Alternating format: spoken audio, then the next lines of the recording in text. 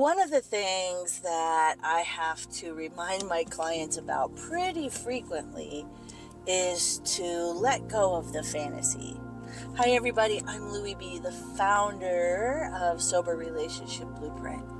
And I wanted just to communicate to you and share with you a little bit about my experience when I've been working with clients around this idea of fantasy.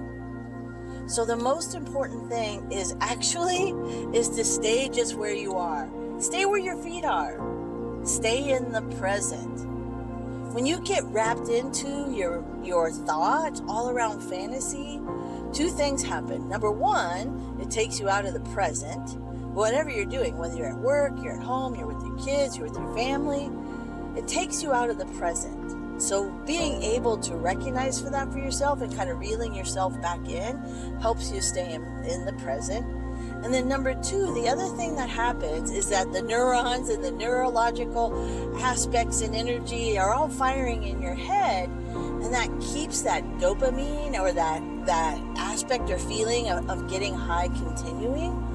And so that's what, for me, it's not that I want to get away from that. That's not the right wording. But for me, I'm an addict. I am in recovery. I know what that feeling of getting high is.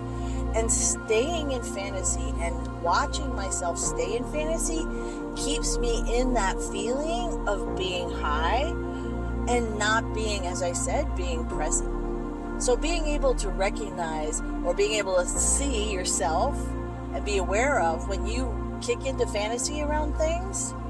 And it may be negative fantasy too. That may be negative fantasy of like, I know we're not going to make it. No, it can be positive or negative, but both of them take you out of the present.